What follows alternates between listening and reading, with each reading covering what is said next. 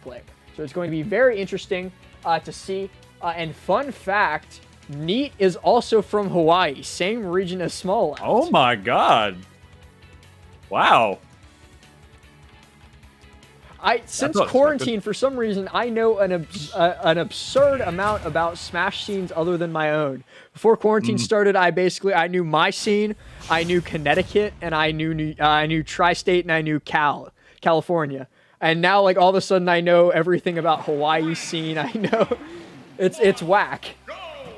Hey, no, that's a good thing, man. I mean, that's one thing. That is one good thing that these Wi-Fi tournaments have done. You know, they've really opened our eyes to a lot of, like, the talent that is from other regions. Like, I would be lying if I said I knew any players from Hawaii, you know, from beforehand. Besides, isn't Void from Hawaii originally? Yes. Right, I do believe that's correct, but he's not. Yeah, he doesn't play in the Hawaii region. Yeah, you know, he's in SoCal, you know, now. But, you know, before that, you know, I could definitely say I didn't know any from there, as well as various commentators as well. This might be completely incorrect, but if I remember correctly, MVD is also Hawaiian, at least genetically.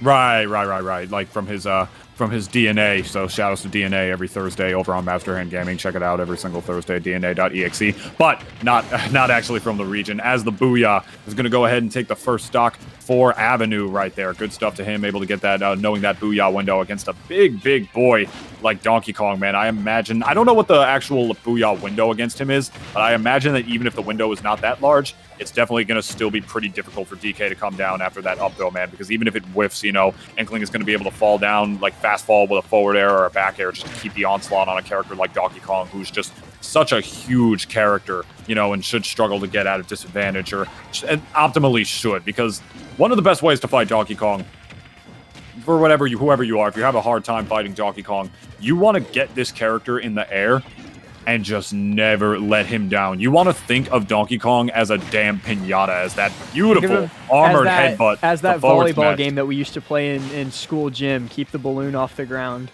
Yeah, that just that, if you're ever struggling with the DK matchup, just visualize that balloon, kids.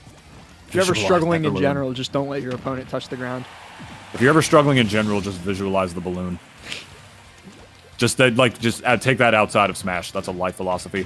And there you go, with the barrel right there in the side B. Good stuff, catching Neet on his way down once again. And fun fact, that does actually have a grounding hitbox in the air, just right at the beginning, right at the very end of it, if you're not careful with Inkling's side B. I mean, if you're in the air, like, she can actually still ground you with that if you are just above the ground before you land. So you got to be careful with that one when it comes to dealing with the roller. We do see Neet going for a lot of these side Bs, hitting some, but whiffing the finishing punish off on most of them.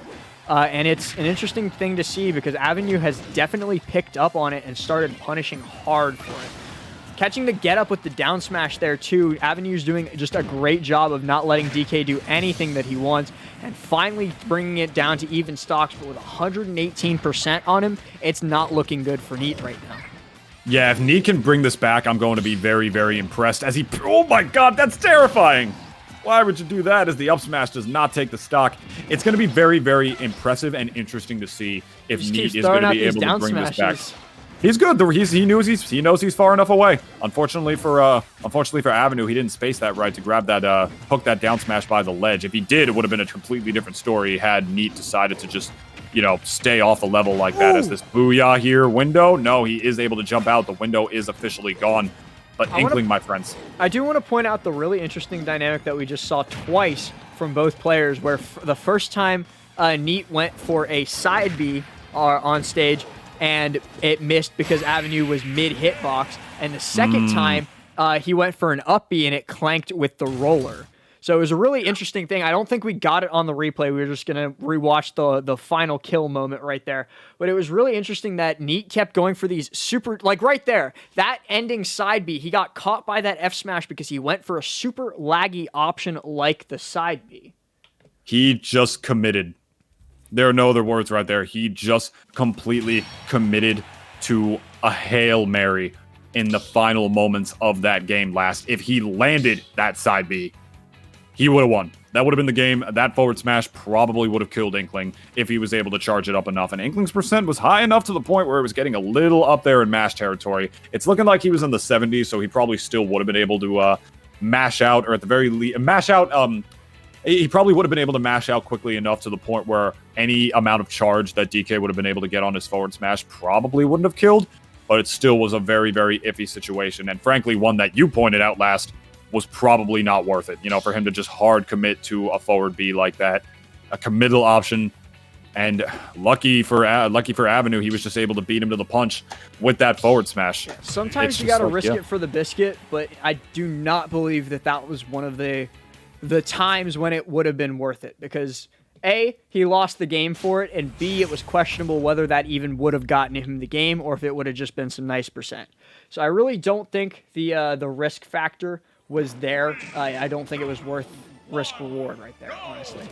For sure, man. And Inkling is just such a momentum-based character, too. I mean, Avenue was able to get that lead so quickly over Neet. He took the first 2 stocks relatively quickly. He was able to just keep the pressure on with nairs and forward airs on top of DK, who does not always have the greatest out-of-shield options, to say the least. So it was really, really immaculate shield pressure on the part of Avenue, knowing what DK could do, or frankly, lack thereof could do out of shield, to be able to deal with that shield pressure from an Inkling player, especially one as skilled as Avenue.